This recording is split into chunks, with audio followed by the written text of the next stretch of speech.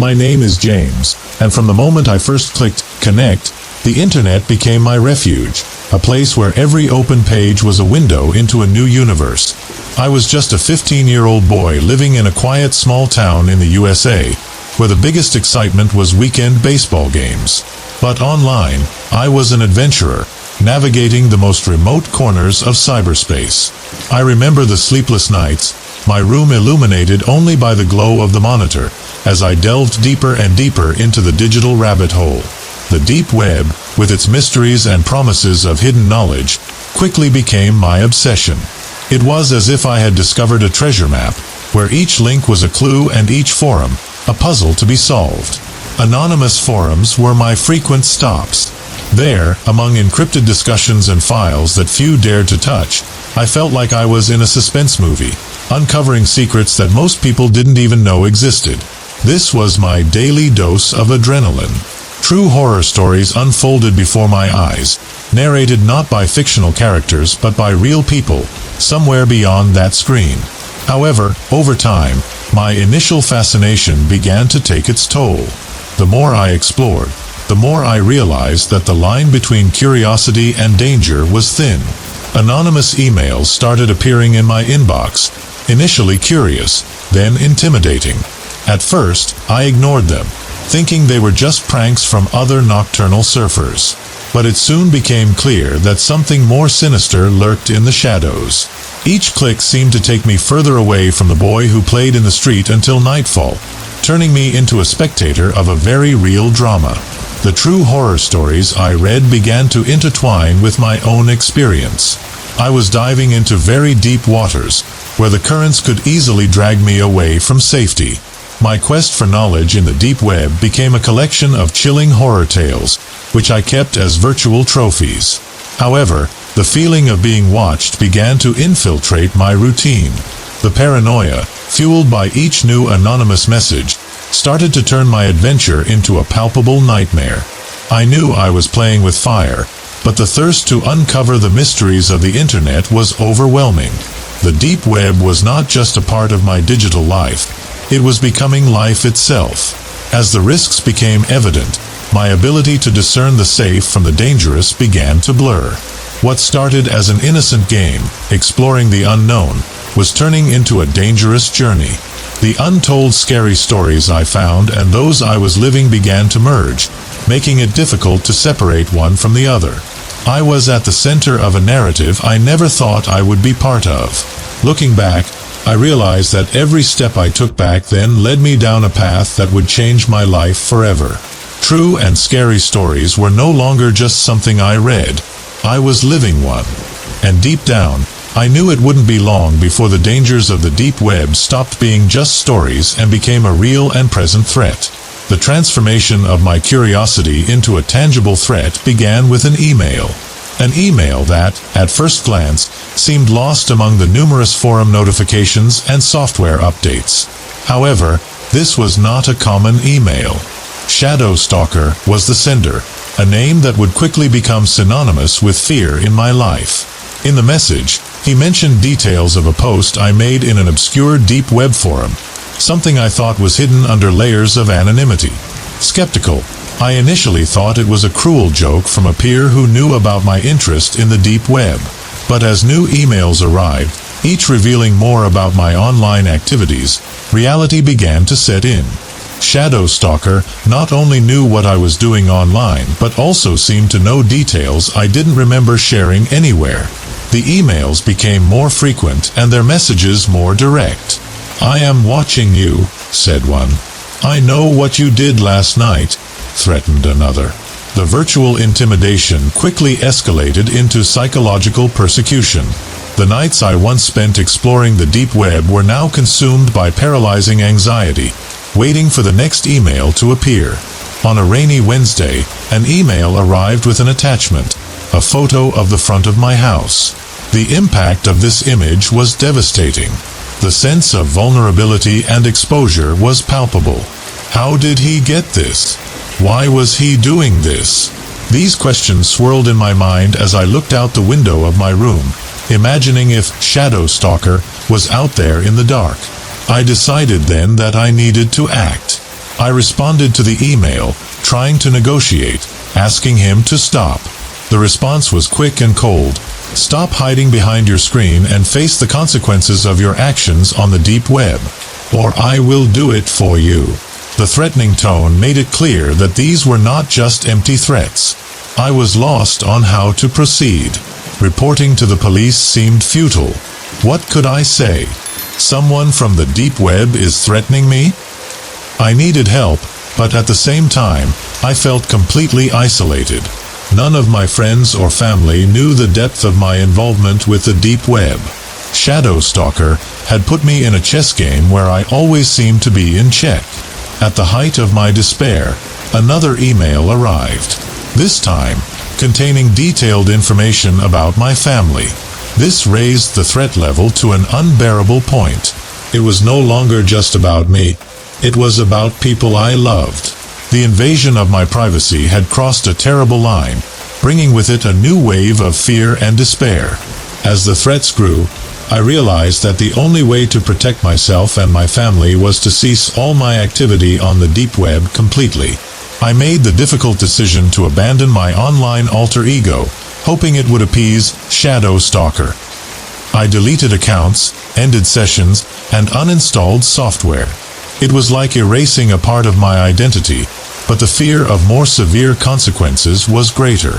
From that moment on, I lived every day with the feeling of being watched, both online and offline. The true horror stories I once loved to read were now part of my reality. The line between the virtual and the real had been blurred by Shadow Stalker, and I found myself trapped in a narrative of suspense and fear, anxiously awaiting an ending I feared would not be happy. I woke up one Saturday morning to the sound of dry leaves being crushed under hurried footsteps. Through my bedroom window, the dawn light barely penetrated the dense fog enveloping the neighborhood. Then I realized that the front door was ajar, a sight that froze my heart and made my stomach churn with anxiety. Cautiously, I descended the stairs, each step creaking under my weight as if protesting my approach. In the living room, the silence was deafening, broken only by the distant sound of a car passing by. The room was intact, which initially gave me a sigh of relief, but the tranquility was short-lived. Upon entering the kitchen, I saw that the drawers were rummaged through and the cabinets opened. A cookie jar my mother always kept full was on the floor, its contents scattered as if someone had been looking for something specific and let frustration take over. It was clear that the invasion had not been a mere burglary. Something more personal was at stake. Moving to the hallway leading to the bedrooms, the scene repeated itself. In my room, the impact of the invasion was more evident. Papers strewn across the floor, books pulled from the shelf, and my drawer of personal documents completely emptied. Among them were notes about my deep web navigations, things that should never be seen by other eyes. One particularly disturbing discovery was the disappearance of all my childhood photos stored in a box under the bed. It seemed that the invader knew exactly what to look for, something that could be used against me. The loss of these physical memories hurt more than the mess that now inhabited every corner of my house. I tried to stay calm and think rationally about who could have done this. Shadow Stalker immediately came to mind. He had already shown he knew too much about me, maybe even too much. Could this be another way of threatening me, showing that no place was safe? I called the police, who arrived and did their best to collect evidence, but I knew the chances of finding something useful were minimal. The impersonal and digital nature of the threats I received made it difficult for any traditional investigation to trace the culprit. I was alone in this, navigating waters much more turbulent than I ever imagined. In the days that followed, the feeling of insecurity became my constant companion. I installed new locks, security systems, and cameras, but the violation of my personal space left a permanent mark. The house that once was my safe haven now felt like a trap, every shadow a potential threat. The invasion changed my perception of privacy and security. My offline life, which I tried to keep separate from my online identity, was now irrevocably intertwined with the consequences of my actions on the deep web.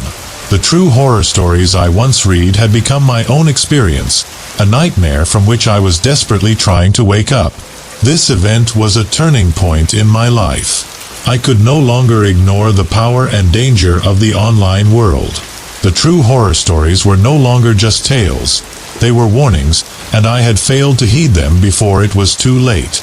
Now, more than ever, I needed to find a way to protect myself and my loved ones from the shadows I had called upon.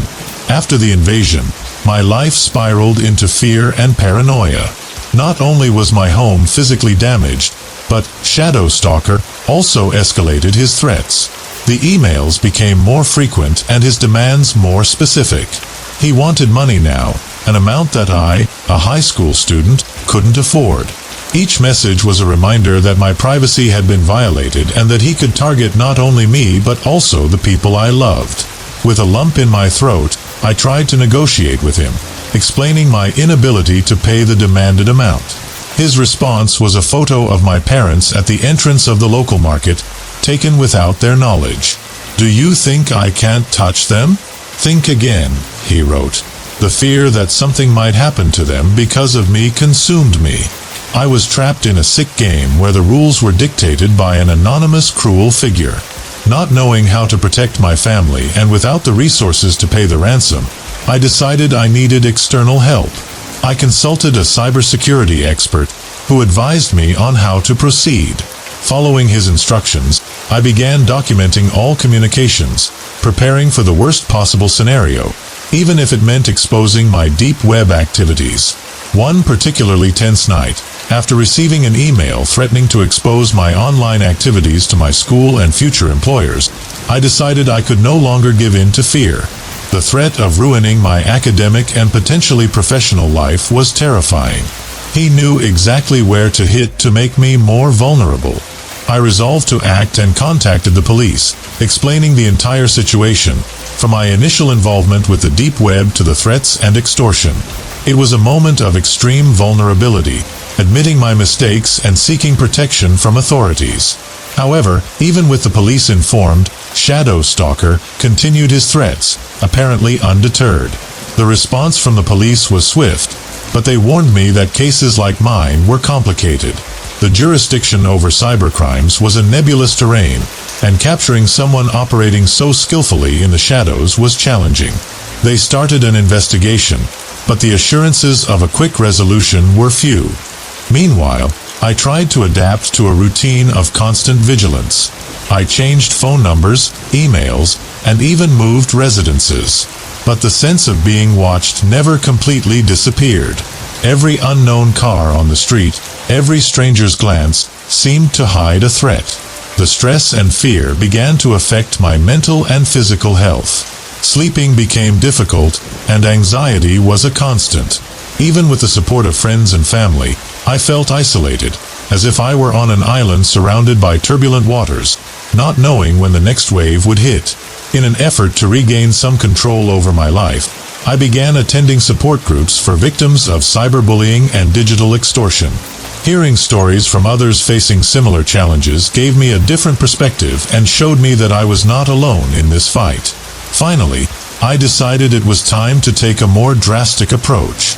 I planned a digital trap in collaboration with the security experts I had consulted, hoping to track Shadow Stalker, or at least dissuade him from continuing his harassment. It was a risky step, but I knew I couldn't live under his threat indefinitely.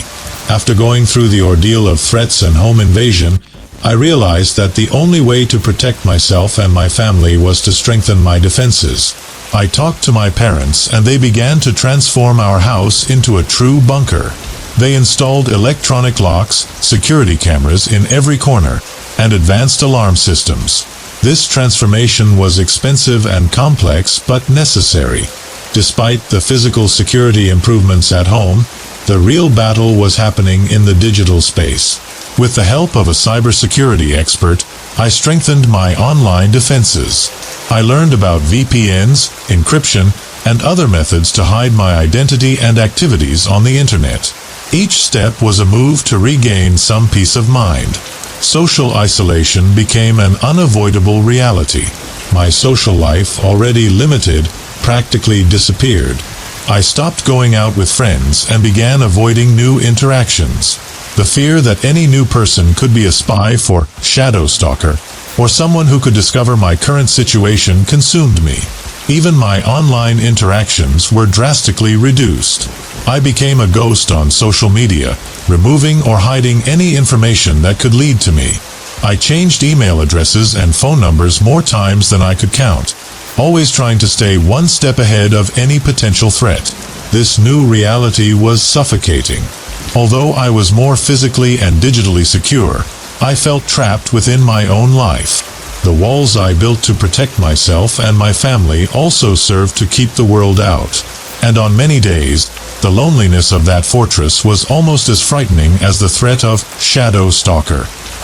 Eventually, the need for some human connection led me to attend anonymous online forums where people discussed their experiences with digital harassment and internet security.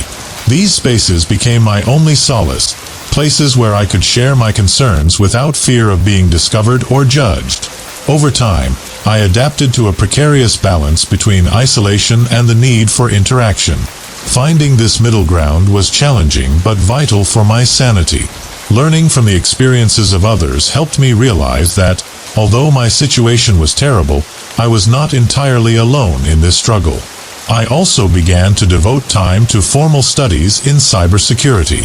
The more I learned, the more empowered I felt. This education not only strengthened my defenses but also began to restore the lost confidence in my ability to control my life and protect those I love. However, despite these efforts, the shadow of shadow stalker never completely dissipated. Each unsolicited email, each call from an unknown number, rekindled the fear I worked so hard to extinguish. Living with this constant state of alertness became my new normal. This period of my life was a true test of resilience and innovation in the face of danger. The true horror stories I once read now became part of my daily life. This experience profoundly transformed the way I saw the world and technology, teaching me that sometimes the greatest danger lies not in the external world but in the depths of the internet. Months passed since the threats became part of my daily routine, and each passing day left its marks. I was no longer the same young man who explored the internet with curious eyes. Now, my eyes reflected constant caution, a shadow of fear that had deeply rooted itself in me. The real-life haunted experiences were no longer stories to tell. They were my reality. The transformation in my personality was drastic. From an extroverted and sociable teenager, I became introspective and distrustful. My interactions with friends and family changed. I was always anxious, always looking over my shoulder, expecting something bad to happen at any moment. This constant tension began to affect not only me but also those around me. Academically, my grades suffered a significant drop. The concentration I once dedicated to studies was now consumed by incessant vigilance of my online and physical security. Teachers and classmates noticed the change, but I withdrew whenever they tried to approach, fearing that any information could be used against me. The paranoia that set in made me rethink my online practices. I became a fervent advocate for cybersecurity, sharing my knowledge in forums and workshops, turning my trauma into an educational tool for others. Despite the irony of becoming an example of what not to do on the internet, this activity became a form of therapy, a way to regain some sense of control. The relationship with my family also changed. They suffered seeing the transformation I went through and felt powerless, unable to help. The tension was palpable at home. Conversations about the internet or security became heated debates, with everyone at the table worried but unsure how to navigate the situation. However, it was through this tumultuous period that I discovered a new passion and direction for my future. I decided that I would pursue a career in cybersecurity, using my personal experience as a foundation to help others protect themselves from similar threats. This new focus gave me a purpose and helped alleviate some of the weight I carried. The emotional scars, however, were harder to heal. I suffered from insomnia and anxiety, which led me to seek professional help. Therapy was a crucial step for me, helping to untangle the complex web of emotions that Shadow Stalker had left in his wake. Learning to cope with trauma, rather than just reacting to fear, was a vital part of my recovery. the friendships I managed to maintain, and the new ones I made, particularly those within the cybersecurity community, proved incredibly valuable. Finding people who understood the gravity of my situation and could offer informed support was refreshing. These relationships helped me rebuild lost confidence and open up to the world again. Looking back, the journey from those first threatening emails to today is a testament to my resilience and the power of transforming negative experiences into personal growth and learning. Although Shadow Stalker changed the course of my life in ways I could never have predicted, he also pushed me towards a path of meaning and purpose that I might never have found otherwise. Now, looking back, I realize how my journey through the deep web began with innocent curiosity and turned into a series of events that would change my life forever. The true scary stories for a spooky night that I read for entertainment became my own story, a painful reminder that reality can be more terrifying than fiction. The experience taught me harsh lessons about privacy, security, and the potential consequences of our online actions. The internet, with all its wonders and resources, is also a minefield of hidden dangers and invisible adversaries. Shadow Stalker was one of those adversaries, a digital ghost who, for a long time, controlled aspects of my life with threats and fear. I share my story now not as a horror tale to scare, but as a warning to those who navigate the internet without realizing the footprints they leave behind. Anonymity is often an illusion, and the information we share or the places we visit online can make us targets, as I was. Making this story a public warning has become my mission. I participated in conferences, wrote articles, and even collaborated with organizations dedicated to digital education and online security. Each conversation, each presentation is a chance to prevent others from going through what I went through, an opportunity to turn my trauma into a positive force for change. The emotional consequences, although they have lessened, never completely disappeared. There are still days when anxiety arises out of nowhere, a residual shadow of my days under the threat of Shadow Stalker. In these moments, I turn to the support of my family, friends, and the community that welcomed me on my path to recovery. Reflecting on my experience led me to a deeper understanding of myself and my limits. I learned the importance of setting boundaries, not only digital but also personal. This balance is crucial to maintaining not only my safety but also my sanity. Incorporating safe browsing practices has become part of who I am. I use all available tools to protect my identity and data, a routine I strongly recommend to everyone who ventures online. The real haunted experiences I lived are a testament to what can happen when we let our guard down. Educating others has helped me deal with trauma and look to the future with hope.